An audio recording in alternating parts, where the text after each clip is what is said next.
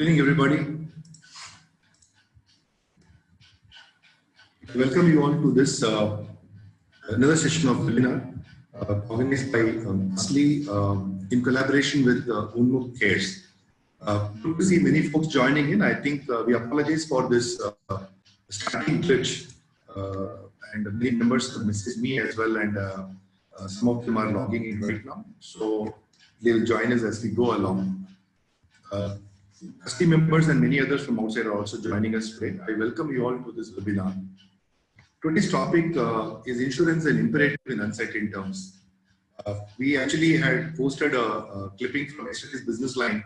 A man admits his father in Bombay for a 15-day treatment of COVID-19, and he gets out in 16 days. And unfortunately, the father didn't survive, but there's been a bill of 16 lakh rupees, and he's really surprised with that thing. So really uncertain terms right now. I think it's been about 45 odd days in India. We are all staring at COVID-19. A lot of statistics that are available right now. I think the published data is anywhere between 40 to 55,000 infected and identified COVID-19 cases. The mortality rate still hovering around 4% at this point in time. And there's a significant portion of the people getting better over a period of a week or two after getting admitted in the centers. So these are the statistics that are coming out at this point in time. And in fact, I've had a couple of my friends in the UK, two doctors specifically who were impacted by COVID-19. They were admitted for 2 weeks, and they have recovered and they're back serving the society at this point in time in UK. So it's absolutely uncertain times, and I think there's also a wave 2 that is expected in a few months from now. So I think COVID-19 will impact many of us, and most of us, about 80% of the population, it is said that will actually by mild medication or by themselves. And the balance 20% are the one who would require medical attention, out of which a majority of them will get admitted or go through some medical treatment and get well. There will be a small portion of about 5 to 10% of the folks who will actually get through some aggressive treatment, and some of them may lose the race.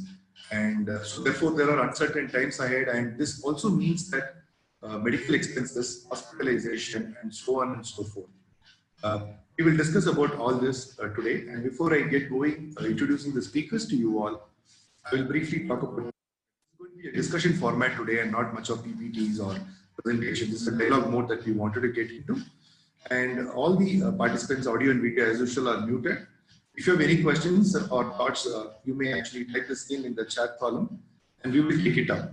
And if there are any unanswered questions, I will certainly get back to you after I speak to the speakers within a day. With this, I will now introduce our panelists.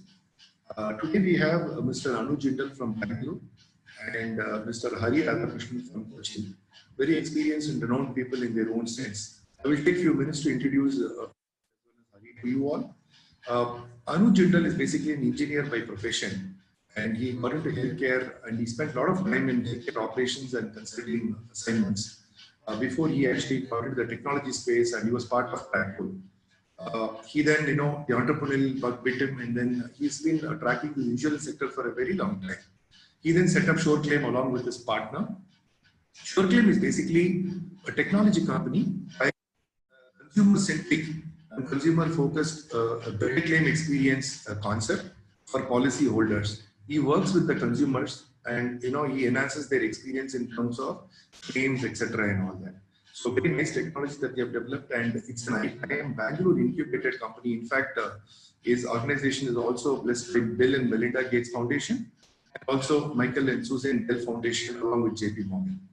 I welcome Anuj to this program. Mr. Hari Radhakrishnan, who is now joining us from Cochin, is an engineer by profession as well from Trivandrum. He's one of the most highly respected professionals in the field of non-life insurance. He's got about over 3 decades of experience in non-life industry. Okay, and his expertise is in the areas of underwriting, risk management, reinsurance, and claims. He is currently the regional director of Amicus Insurance Broking, a well-accomplished insurance broking firm and risk management company based out of Mumbai, India. He was the head of underwriting at HDFC Agro General Insurance until recently. He spent about more than 30 years at Oriental Insurance. He's a member of various bodies and forums in India, and he also actually involved himself in development of the market standard earnings clauses and codes of practice in this field, which is a very important contribution of Hari to the sector of non-life insurance. I welcome Hari to this webinar. In fact, Hari has built a challenge in getting on board. I think as we go along, we will rope him in. So with that brief introductions of Anuj and Hari, I will get into the webinar. And Anuj, let me start with you. Let me start by asking today, the biggest worry is COVID-19, okay? Everybody is talking about COVID-19 even when it comes to insurance discussion, okay? So the most important thing in everybody's mind is, does a regular health insurance policy or a plan cover COVID-19 and its treatment, or do people need to buy a specialized plan?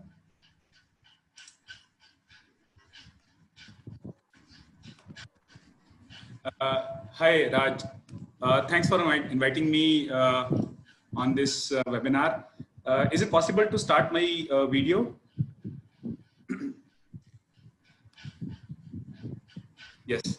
Thank you. Hi, everyone. So I'll quickly start, into the activity. See, while health insurance has been a common necessity of every person, because health is a common health issue for people. What it takes, COVID-19 to sort of wake up people to the risk that they face. But the great part is that any kind of health insurance that you have in this country, whether you pay the premium yourself or it is provided by the employer, or probably you have purchased from the bank, all of these policies are well tuned to cover any hospitalization related to coronavirus infection, and you don't need anything special on top of it. Now, what we need to understand is, how does coronavirus impact the patients? So while there are some people who are suspected cases of COVID-19, and they may require to be quarantined at their home or at a hospital, but they may not necessarily need any treatment. So when such kind of quarantine takes place, then the health insurance policy will not pay any claim. However, in case somebody is admitted in the hospital, like you said, there are 20% patients who will need hospitalization and some treatment at the hospital of some form. And within that, we are seeing that about 5% patients need to be admitted in ICU. So all of this kind of expenditure are covered by any and every kind of health insurance policies issued in the country. Another aspect to here, which I think we will discuss as we move along in this webinar, is that what are the various configuration of the policy that one should be careful about? Because while the treatment is covered, how much it will pay for your treatment, that is something that is dependent on what is the configuration of the policy, which we will deal as we progress in the webinar. Absolutely, Anuj. I think the expenditure is something that's really staring at us right now, especially if we see some of the articles that are coming up. Okay, so yeah, I think we need to discuss that as we go along. But before that, Anuj, I just wanted to get on to this point. As you rightly said, I think, as you said, that it's good to know that the current policies may cover some of these expenses that are being incurred in the hospital environment. Okay, but how can elders be sure that their current health insurance policies actually protect them adequately against COVID? Yes. So there are three key aspects that people should definitely look at in their policy. Number one is the sum insured itself. And probably if it is an individual policy or a retail policy, then you might have also accumulated some no-claim bonus. The way we are seeing the cost, and again, there have not been many hospitalizations in private hospitals for coronavirus-related treatments, and whatever like little bit data that is available is from the news articles. So we see that on an average, people are spending 1.5 to 2 lakh rupees on their treatments. And that's an average across various kind of hospitals. But if there is a ICU admission, then definitely the bills can grow up to 5 to 6 lakhs because ICU expenditure itself is pretty expensive. ICUs cost anywhere between 10,000 rupees to 15,000 rupees on an average in hospitals on a day-to-day basis. And then the kind of medical care that is provided, the kind of medication that is required on a day-to-day basis can really burn a hole in any, middle-class person's pocket. And unfortunate circumstances, if somebody requires ventilator support, then the bills could be really upwards of 10 lakhs. So automatically you need to balance your sum insured, keeping some of these things in view. Along with that, a very critical aspect is on the room rent limit in the policy. Now, a coronavirus infected patient would needed to be isolated in a individual ward, and so automatically the floor pricing starting for such patient will be on the single private rooms in the hospitals, and these are going to be the costliest wards in the hospitals. So because of a private hospitalization, again the room tariff starting off in a decent tier 1, tier 2 hospital would start at about 6,000 rupees onwards. In probably smaller hospitals, if you go, then probably a single ward will cost about 4,000. But those are the floor prices. So you need to really look at the room rent eligibility in the policy. In many of the policies, they look at 1% of sum insured as the room rent capping. So in case you are having a 3 lakh rupee cover, then you are having a 3,000 rupee room rent limit, which may not suffice to cover in case the patient has to be isolated in a single ward. And mostly the ICU rent capping would be about 2% of the sum insured, which is for a 3 lakh policy going to be 6,000 rupees. Again, on the very lower side. Of course, there are some new age policies which cover as a room category. So they would say that the single private AC room is allowed. Those are good policies. Or the policies may say that for an ICU hospitalization, there is no capping on the room rent. So that's a second factor to be, aware of in terms of your policy configuration. And the third one is we know that there is a higher risk of hospitalization for elders, and the younger population normally see a lesser hospitalization rate. Now, for elders in many of the policies, whether it is a corporate policy or a group policy, and even in individual policy which are purchased after the age of 60 years, you will see that there is a 20%, 30% mandatory co-pay clauses.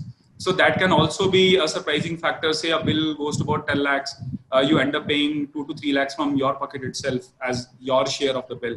So these are some of the factors that one should look at in terms of the policy configuration. Thank you, Anuj. That's very helpful. In fact, as we have been discussing this, I got a good question from Mr. Muralidhar. This is how does top-up policies work? So since you are covering the aspect of excess expenditures or income staring at us, I'm sure many of us have not been prepared for this in our life. Okay? So what is the concept of top-up and how does it work? It's a question from Mr. Muralidhar. Yes, it's a very valid and timely question, in fact. And on this point, in fact, I would like to digress a little bit and talk about the health risks.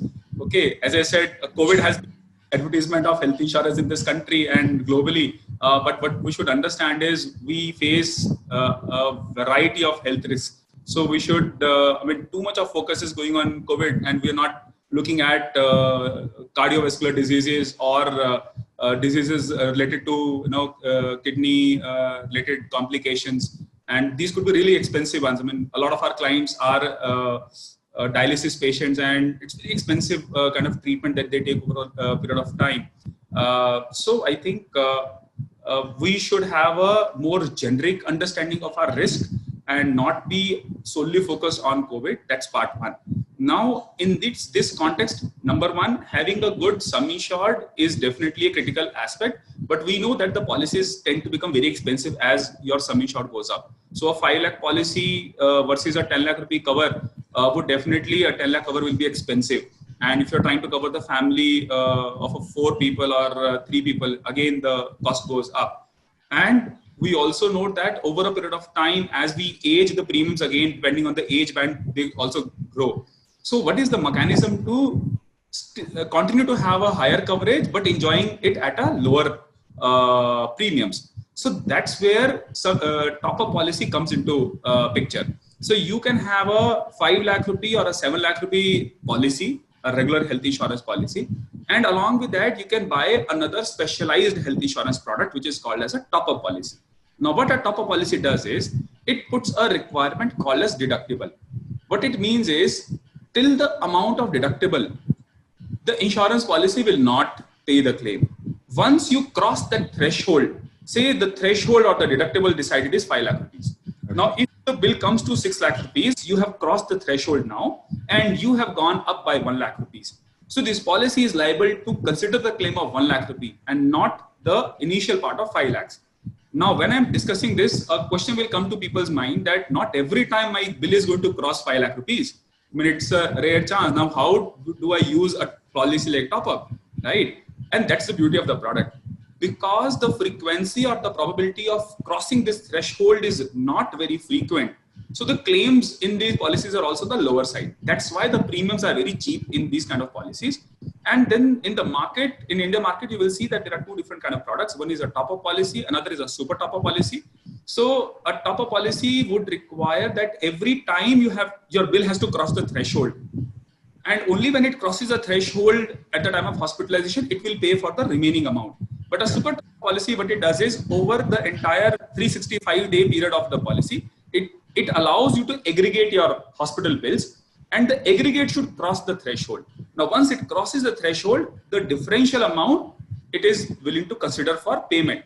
So the way we, from a claim perspective, advise the customer base is that you should buy a 5 or a 7 lakh rupee or a 10 lakh rupee base policy in which you get the best of your configuration. When I mean configuration is that you have got the best room category which is allowed by the policy. You have got the best no claim bonus that it allows, because many of these benefits just peak up at 10 lakhs or 50 lakhs. After that, it's just a sum insured which is increasing. Other benefits don't increase. So the free health checkup that you are getting or other things that you're getting do not increase proportionately. So you just take a base policy at 5 lakh, 7 lakh or 10 lakh where the benefits peak. Beyond that, pick up a top-up policy which is going to then give you a higher sum insured without burning a hole of the premiums also on your pocket. That's wonderful, Anuj. I think that's very, very informative, because this is something I'm seeing some of the bills that are coming out. In fact, we run assisted care facilities, and some of the experiences of our patient or clients is that they prefer surgery to actually ICU admission. That's a kind of happening today. That's a separate matter for discussion that we all have to get into. We keep discussing this offline as well many times. So, but certainly, I think that's a very, very important input that you have received. I would now like to just switch to Hari and just move a little bit from health into your non-life aspect. So, Hari, if you are able to hear me, this is something that's very important for many of us, because many of the members of ASLI are retirement community owners or operators, and there are many elders who are under their custody and care. Much good, I think most of all the facilities have been absolutely superior in terms of their care at this point in time. Given the fact that the risk of COVID-19 still exists and will exist for a period of quite a substantial period of time, we specifically would like to know from you that, God forbid, if there is an infection within a retirement community, or let's say leading to a death, then because of that, would there be any issues of allegations of negligence coming on the part of the operators or the owners of the retirement communities? And if this is brought out against an institution, okay, is there any remedy out of such insurance policies that are available? This is something that we would like to really hear from you. Yeah, this is a very important point that you have raised regarding the duty of care of the care home owners. And if I may take an example of the UK situation or the situation in Italy, there has been a lot of deaths that have happened in care homes. Now, why have they happened? Even in the US also, there has been a lot of deaths in the care homes. The senior citizens who have been living in care homes have been afflicted by the virus. Basically, this has happened due to external contact. So this contact was not mitigated by certain precautions, like who is coming in and whether the people who are attending to the senior citizens, are they free of the illness? Have they brought any illness from outside? So all these precautions were supposed to be taken by the care home owners, and unfortunately there has been something missing so far as the duty of care was concerned. Now it is too early in the day whether any legal claim would arise out of these situations, but given the situation in those countries which are highly litigious, one would expect that there would be claims coming up in future, wherein the dependents of the people who have unfortunately lost their lives will sue the care home owners for negligence. So negligence, they can say that precautions were not taken. People from outside with illnesses came into the building, or the people who are giving care to elders, they were working other jobs simultaneously, and they were getting exposed to the illness. So inadvertently, this might have been brought in, but again, there is a lack of care or precaution taken by the care home owners. So to that extent, the care home owners are responsible, and they should be providing compensation to the legal heirs. So this kind of suit can come in. And there are two situations in this. One is the suit can proceed, and there can be a clear-cut case of negligence established, in which case there can be an award for compensation to be paid to the dependents by the care home. That is one aspect.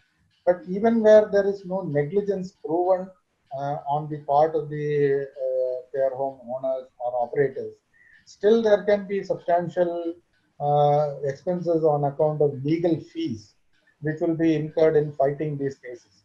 So that can run into any amount. I mean, it can run into lakhs of rupees.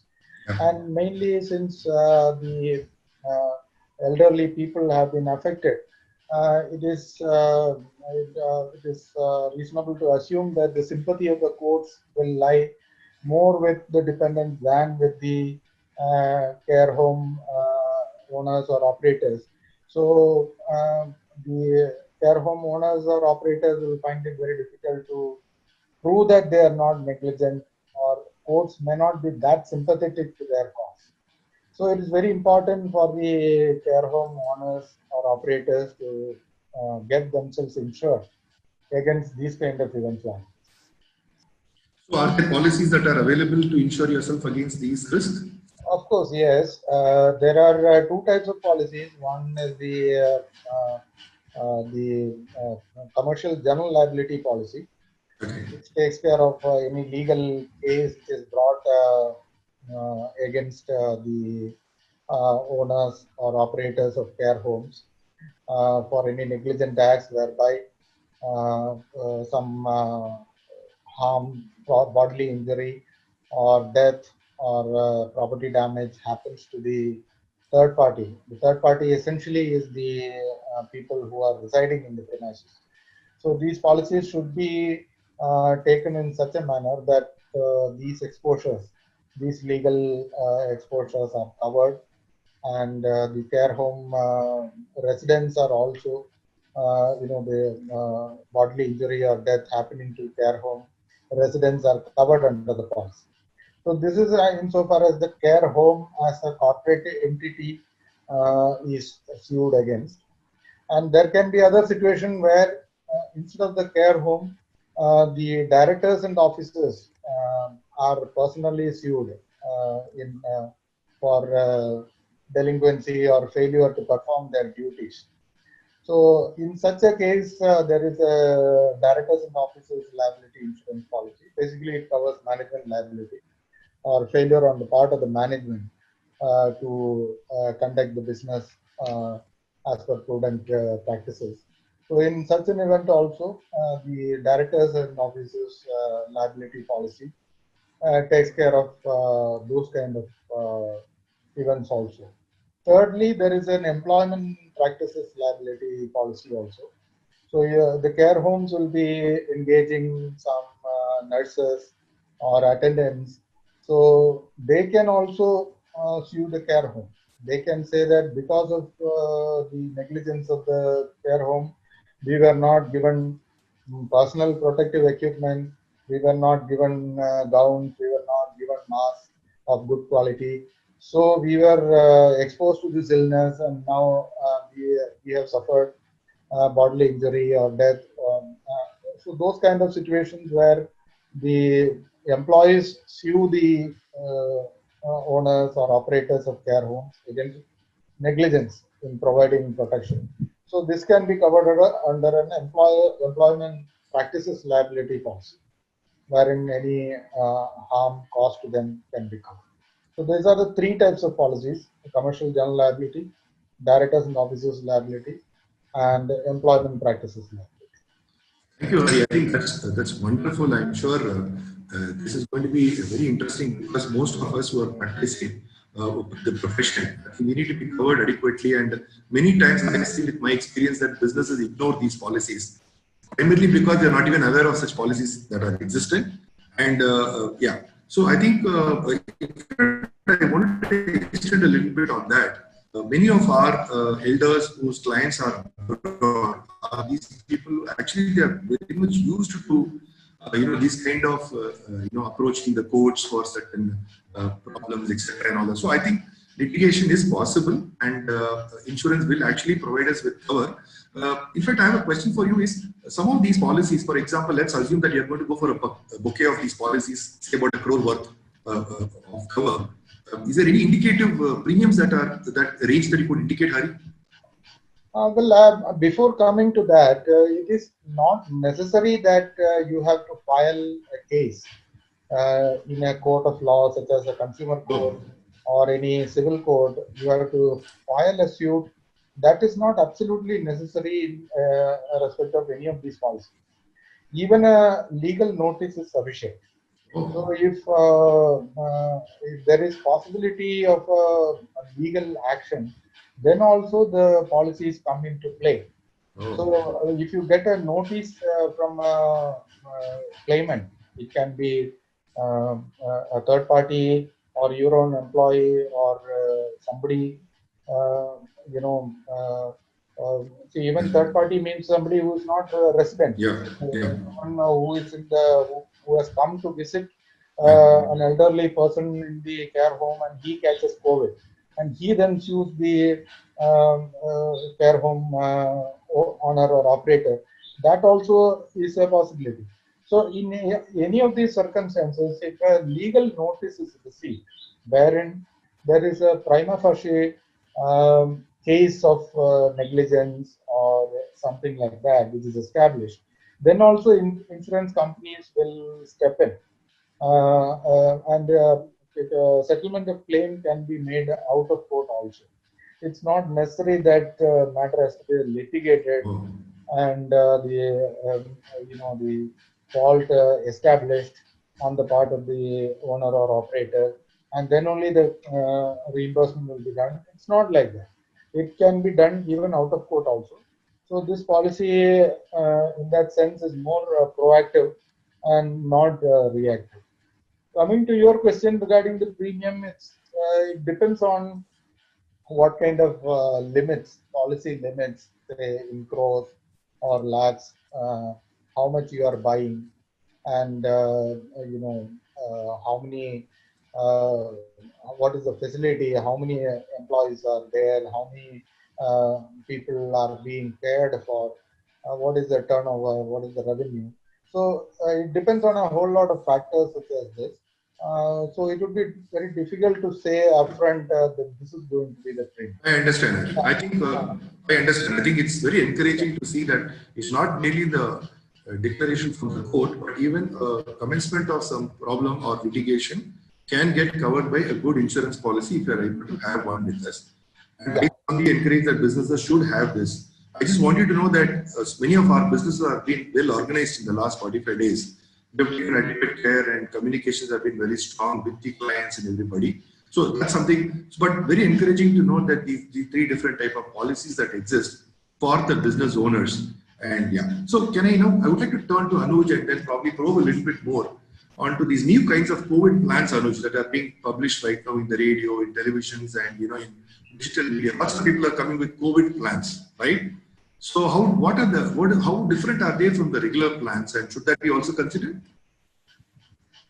Yeah, so it's a very interesting stage in the country because number one, insurance companies really responded very fast and brought out products. But there is a pretty extensive research activity where both Hari and I participated with 4 or 5 other experts from the industry, and we looked at very minute aspects of the new plans which are coming up. See, there are so let me first of all talk about what kind of these what plans have been launched. So many of these plans are benefit policies in the sense that they are going to pay a lump sum the moment there's an event that happens. So in case somebody is found positive with COVID-19, the policy is going to make a payment in the claim. Okay, then there is a second nature of these policy, which is that some of these policies also pay a lump sum or some amount when there is a hospitalization due to coronavirus infection. But let me now let me now critically analyze some of these policies. So number one, a lot of these policies are limiting the age of people who will be covered as 60 years. Now we know that the risk is for the elders. So anybody above the age of 60 anyways cannot buy these products. So that's one way they have tried to protect themselves, or the insurance companies have tried to protect themselves against the claims that can be filed, which we really don't find very encouraging. The second aspect is the kind of exclusions which are built into the system. So for example, there is, in a very simple fashion, we know that COVID will happen only through human-to-human contact, right? And majorly we are seeing the cases which are coming within the families. So one family members get sick and then it sort of spreads within the family. Now it's going to happen through cohabitation, right? You're staying with family members. That's how you get it. Now, one of the exclusion we came across the policy is that if you got it from cohabiting with somebody else, then we will not make the claim. We will not pay the claim. Then how else are you going to get it? It's not going to drop from the from the sky to you, right? It's always a contact which is going to happen. And fortunately, in India, we are not in stage 3 as far as the news reports go. So then the probability of somebody getting it is going to only be through the contact that we know, and we're going to socialize with them. So that's a major exclusion that was really dampener. And then there are several other very interesting things. For example, you should not have traveled to a place which is known to be a COVID hotspot. Then how else I'm going to get it? So it's all about real down the funnel kind of cases where somebody will get coronavirus infection and the policy would pay. And the funny part is, how much are they going to pay? So you're looking at a coverage of 50,000 rupees, 25,000 rupees, 1 lakh rupees sum insured, or max 2 lakh rupees sum insured, even after so much of exclusions. And that too for a younger population. So we don't find that very encouraging, frankly. But in our learned opinion, we believe that it is a learning curve that the insurance companies are going through. Some of these products have been launched to sort of see that how quickly this can be taken to the market. I think more sanity will prevail over a period of time when more mature products would come. So I would not bottle all of the COVID plans into the same thing. People should apply their discretion. They should look at some of these products with suspicion. I would definitely caution that. Look at the fine print and see on what circumstances it is not going to make the pay the claims, and probably ask those questions very In fact, Anuj, that's another leading question. Murali has asked: are there circumstances where COVID expenses can be declined for reimbursement or payment? So, as I said, in a normal health policy, there are 2-3 reasons. One is only if somebody is getting quarantined, then there is not going to be any claim payment. The second reason is that if, for example, there is a pre-existing disease which was not disclosed. Sorry, Anuj, sorry to interrupt. When you say quarantine, the expenses incurred during the quarantine period. Am I right? Yeah, so I mean, for example, there's somebody who is admitted in the hospital for the suspicion of COVID-19, or maybe it's positive also over a period of time, but there is no treatment given to the patient. Okay, but you're trying to isolate the person. So because you're isolating, there will be some expenses for the room charges. Sometimes people may be admitted in hotel rooms also, right, to just quarantine them. So such expenses policies will not pay. So there has to be an element of disease, there has to be an element of treatment, there has to be an element of hospitalization due to that very helpful, Anuj. That's very helpful. In fact, that question was asked by Supratik Ghosh. I indirectly mentioned some other name. Just I wanted to add one more point to what Anil said. There is a waiting period under newly purchased policies and also COVID-specific policies which are issued by insurers. So up to 30 days, if there is any illness or anything, hospitalization which happens within the first 30 days, that doesn't get covered under a newly purchased policy. So COVID-19, if somebody suspects that he has an infection, immediately goes and buys a policy, and then if he is hospitalized, the policy may not respond if the hospitalization falls within the 30-day window there in the policy. So that is one circumstance under which the policy may not pay. And to add to what Anand said, there can be pre-existing conditions. So COVID-19 may not be the cause of death. Maybe somebody is infected with COVID-19, but he dies of a heart attack, which is some other, he's undergoing treatment, but the cause of death is not COVID, it is something else.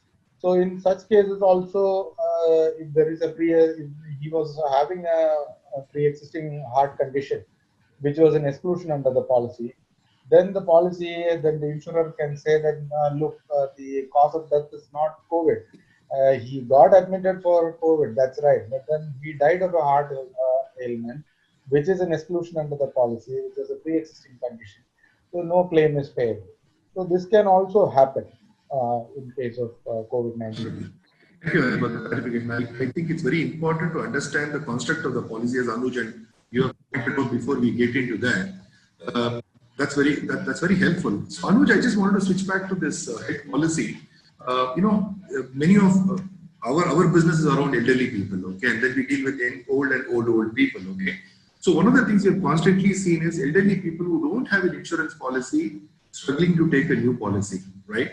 So is there any remedy available today, and what are the broad conditions that are associated with insurance policy in terms of entry age and exit age, or whatever you want to call it as? Yes. So I would, while answering this question, I would like to split the elders as people with age less than 65 and people with age more than 65. Okay, because that's a very important limiting factor for insurance products in the country. So any person who is a senior citizen, that means has crossed the age of 60, but is still has not achieved the age of 65. Now, what happens is that all the health insurance products which are available in the market, which are applicable to a younger audience, people of my age, your age, or anybody else. So the upper limit of people who can be covered in such policies, who can enter into this policies, is 65. Okay. So if you are 64 years, 5 months, you can still go ahead and buy these plans. Now, the beauty of these plans is these are the regular health insurance plans. So they are full spectrum covers. They provide good facilities to the policy holders, and plus your renewability of the policy still is lifelong, right? So till you are alive, you can continue to have these policies. Just that in some of the policies, if you have crossed the age of 60, they put a condition that a certain part of the claim will always be paid by you. So a 20% or 30% copay clause they will put in the policy. But having said that, the great part for such audience is that they can get a plain vanilla health policy for themselves, because up to the age of 65 years, you are allowed to enter these plans. Now, what happens to people who have crossed the age of 65? Unfortunately, they cannot subscribe to any of these plans. Then for them, there are a very limited number of products available in the market. These are normally called as senior citizen plans. Now, in senior citizen plans, we have seen that there are some insurance companies, including 1 or 2 PSUs, who have these retail products. But in my personal opinion, I believe that they are very restrictive. For example, they would say that we are giving you a cover of 3 to 5 lakhs maybe, and then your room is restricted to 3 lakhs. Automatically, your is also restricted to say a 5 or a 6 lakh, 5 to 6,000 rupee room rent on a daily basis. So these are very restrictive policies. They do not pay properly, and rightly so, because you know that the patient has entered, a person is entering at a certain risk age. And I believe that people who are around 70 or who have crossed the age of 70, many of these products become prohibitively expensive. Now, when I say expensive, I look at claim efficiency. Okay, so if your sum insured is 3 lakhs and you end up paying a premium of 70,000, 80,000 rupees for such a cover, it's not going to be efficient, because within 2 years you're going to anyways pay an upwards of 1.5 lakh, 2 lakh rupees premium for such a policy, which is so restrictive in nature. So I understand. So Anuj, I understand. Just an extension of that would be then, do you think these group policies are very efficient? Because we have had an experience, many of our members are retirement community operators, owners. And I think Colonel Sridharan has also efficiently carried out one such operation where he has brought one community under one group insurance policy where upwards of 65, even as late as 90 years have got covered. Do you think these group insurance policies are very effective and they are available as a product? see, And before you answer this question, Anuj, we've got a lot of questions, so I'm going to move a bit faster. Okay? Yeah, I will definitely. I think in the interest of time, I'll move fast. I will probably take a minute to sort of, first of all, give people an idea what exactly is a group policy. How is it different from an individual or retail policy? See, a group policy is meant for, of course, a group of people who are identified together for a purpose which is not for the sake of buying insurance. Okay, so for example, you have people who are staying together in a retirement community, so that group has been formed to stay together as a community, right? So they become a member. Similarly, for example, people who are bank account holders, they become a group because they are account holders. So group policies are meant for groups which are for a specific purpose, who have come together for that purpose. Okay, even for example, bikers can have a group. So definitely your communities can be a group. So that is the first point. Number two is that the interesting thing with group policy is that you can look at a no pre-existing waiting period kind of a condition in the policy, wherein from the time you purchase the policy, all the pre-existing diseases will get covered. Having said that, it does not mean that it is a free, I mean, it's a blank check. All the exclusions of a regular policy will still apply to such a policy, meaning that all of plastic surgery and all will not be covered. The third aspect is that you need to be careful about what is the upper limit of age that you are looking at in the group policy, because some of the group policies can still have an upper cap. So that is a configuration that you should always talk to your insurance broker or the provider then you're looking at. So it is definitely a viable option. You should go for it. The last aspect that I would like to hint is that because it is for senior citizens, the probability of claim is also going on the higher side. More number of claims can happen, and there could be higher severity of the claims. So when they claim, they will need longer hospitalization. So the bills are also going to be a higher side. In a group policy, the expenditure of the claim is spread onto the group. So automatically, premium is going to be on the higher side, but it's definitely a viable option. Great. Extension of that question, Anuj, is I've seen group policies where the first year when they roll out the group policy, it is all good. But the moment at the end of the year, when they evaluate the performance of that policy, it will have a bearing on the next year renewal. Is that correct? Yes, it is definitely correct. And I think Hari can also add to some of these insight that I'm sharing. One needs to understand that when insurance company is making a group, they're basically saying that now my financial risk is limited to these 10, 20, 30, 100 odd people. Now what that means is, if I am charging you a premium, this premium is meant to cover the cost of liability. Okay. So as you said, in the first year of a policy, the insurance company does not know the liability, does not know what is the health factors. Now, as people, and I'm not even talking about the first year, you could experience that over the next 3 to 4 years. As more and more people in the group get hospitalized, their medical information is, coming. That's how they're able to, I think, price it better. And I think as an underwriting experience, you can definitely throw more light at it.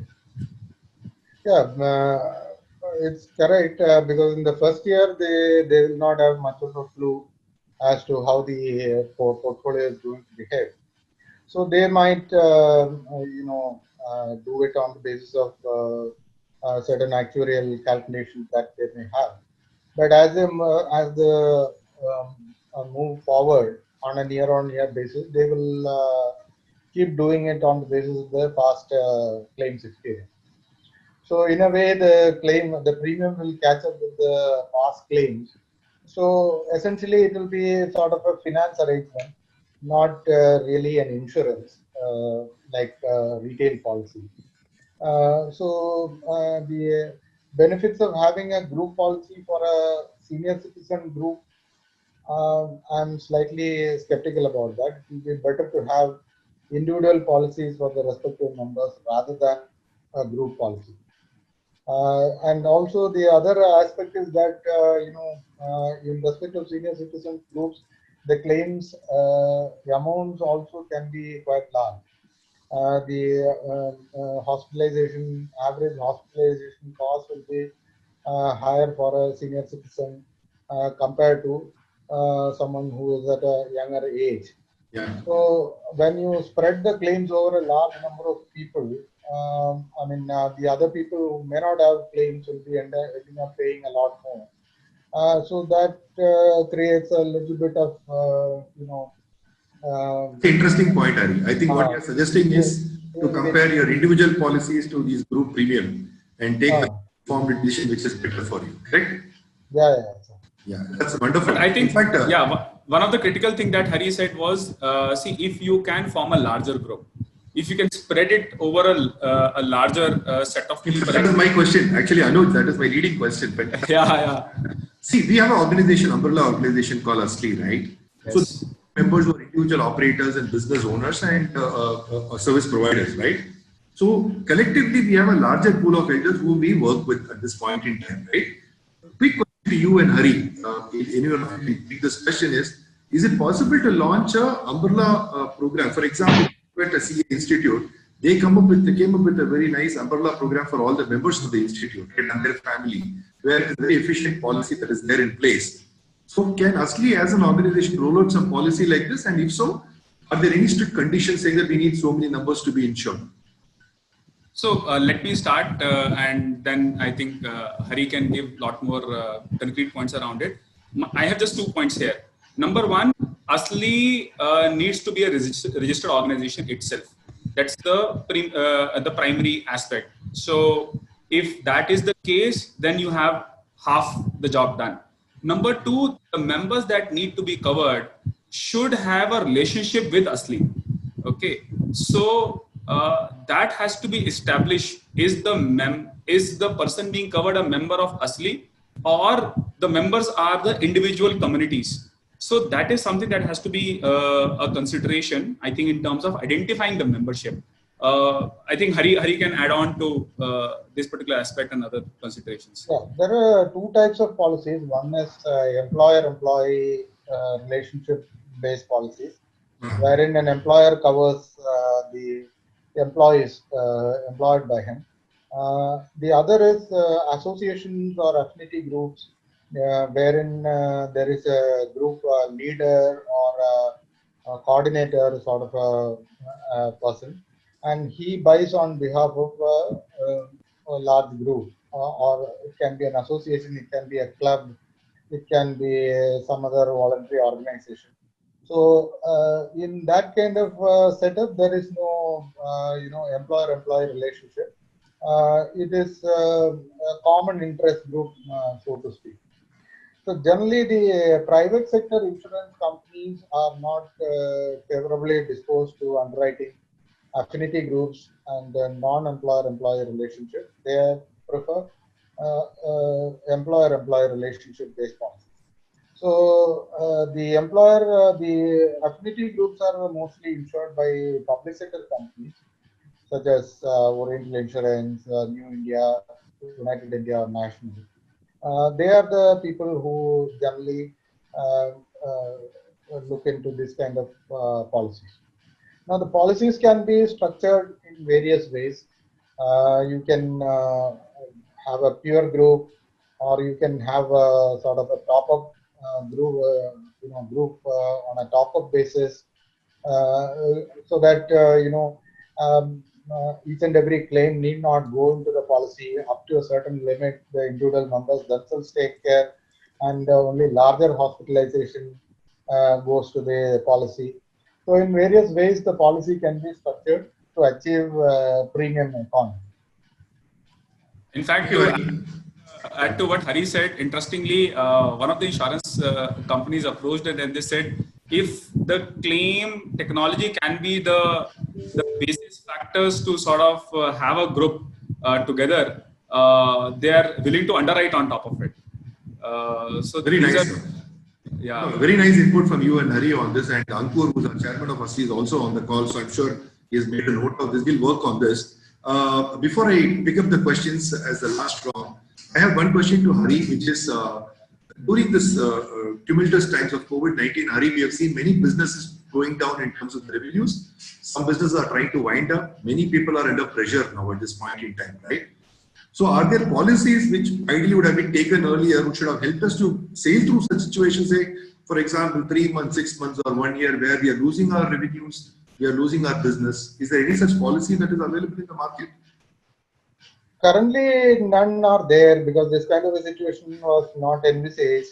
A situation of pandemic breaking out where a lot of businesses are affected, their incomes are impacted. So this kind of a situation was never envisaged. So most of the policies are either not expressly covering this kind of eventuality, or are excluding them specifically, saying that this is not covered. So going forward, yes, policies may emerge. There is a demand being felt that this kind of policies are required, and some product development has started happening. But that is more on a forward basis. As of now, there aren't any policies. And the other issue is that you cannot buy a policy when the event is already in operation.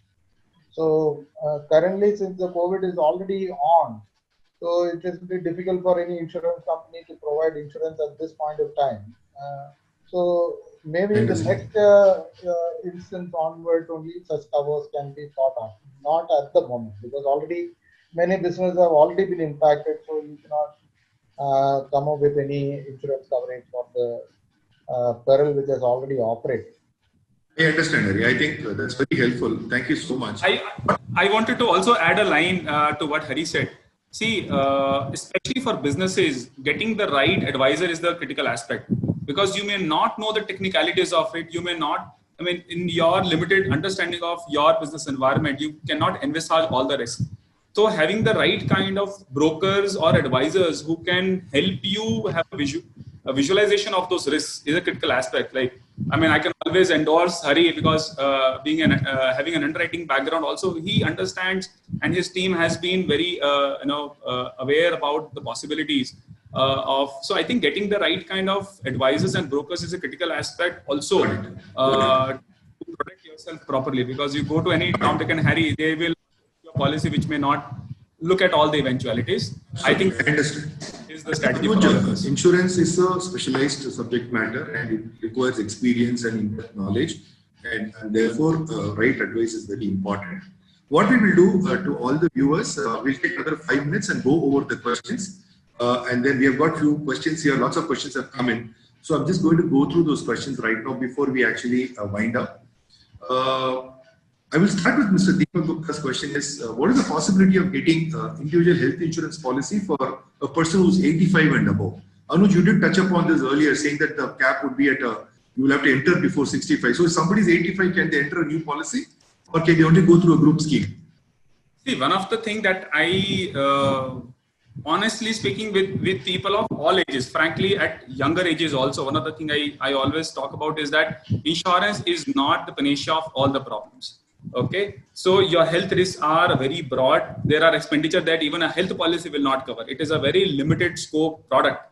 Okay, so for people at the age of 70 and above, I really don't think buying insurance is financially a viable option, because as I said, the claim efficiency of such a product is not going to be very great.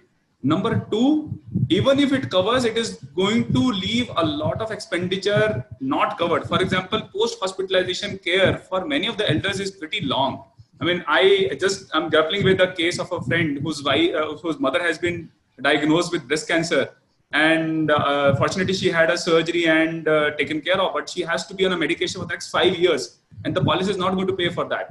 and every month they're going to spend easily 25 to 30,000 rupees. So insurance is not going to cover those expenditures, right? Because that's an OPD treatment.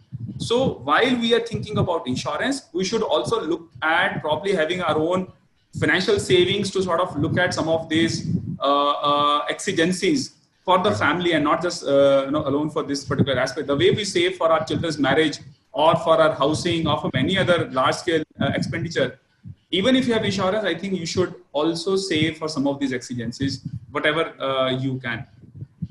Thank you. Thank you. I think that's very helpful. The next question is from Sri Kumar from Chennai.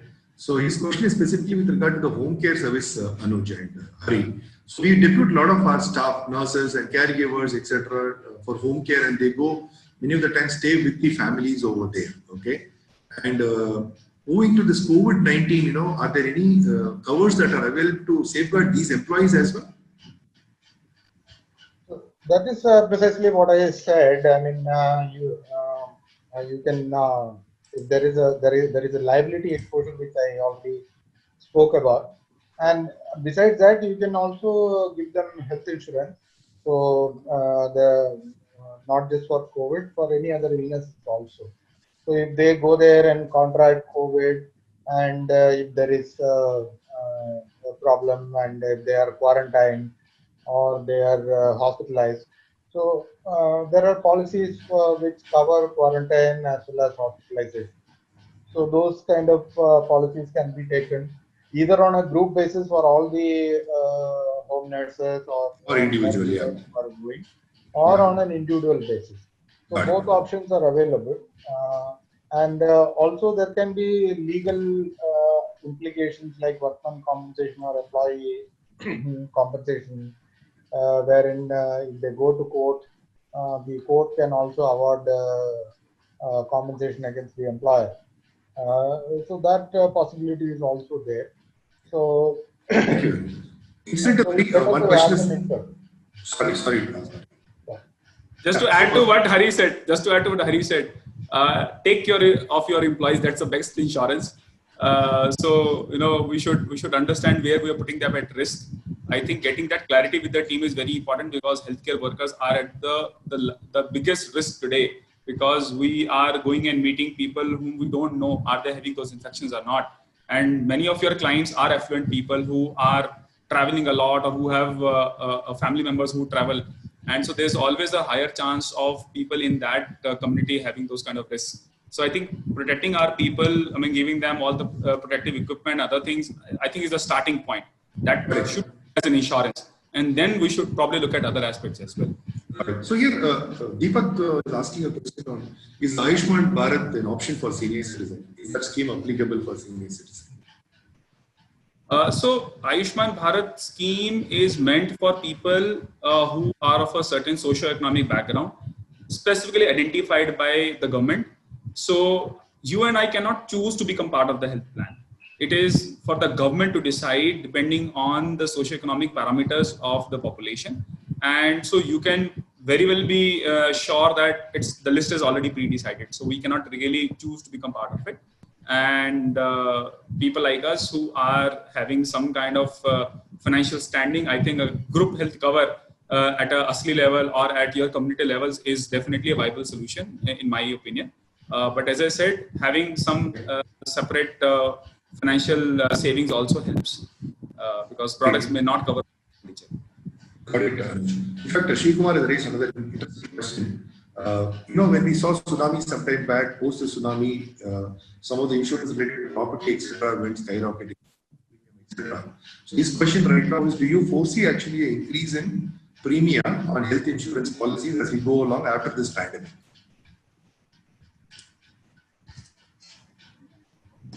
There can be a situation. At the moment, the number of claims that have occurred are not that significant. I guess around 20 crores or 18 crores of claims have been reported or something. That's what I heard last. So it's not a very astronomical amount which can impact the business of the insurer. So, this kind of, at the moment, it certainly looks manageable.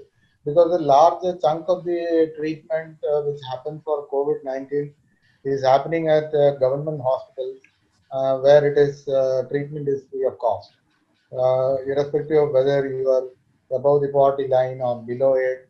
The government in most places the treatment is free and not chargeable. So when that is the case, there is no insurance claim which is coming on to the insurance companies.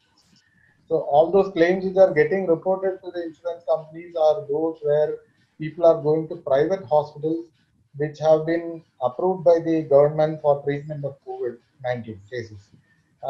Not every private hospital can treat COVID-19. Only designated hospitals with isolation wards and such other norms as prescribed by the government, they only can treat. And those people who are going to such private hospitals only are putting up claims. And that claim at the moment is not very high to warrant any increase in premium. But that we will only know there is still more water to flow down the bridge. So we will get to know about it later, not now, because these Totally are still understand. early days. Totally understand. I think we have been actually flooded with few more questions, but I'm going to take it offline after this, owing to the paucity of time. I think it's been a fantastic and enriching session with Anuj and Hari on board. I think there will be a lot of learning for us in the entire session, which obviously requires a lot of internal discussions from our Asli as an organization, which I think we will initiate and probably come back to you people for more guidance and help. So I want to take this opportunity to thank you, Hari, for taking your time, and especially when you're stuck in Cochin. And Thank you. I think it's been excellent and wonderful session. Anuj, thank you so much as usual for helping us with this whole session at this point in time. So thanks to everybody, and we will circulate minutes of this proceedings and hope to get your questions answered offline as well. Thank you so much. Thank you. Thanks, everyone.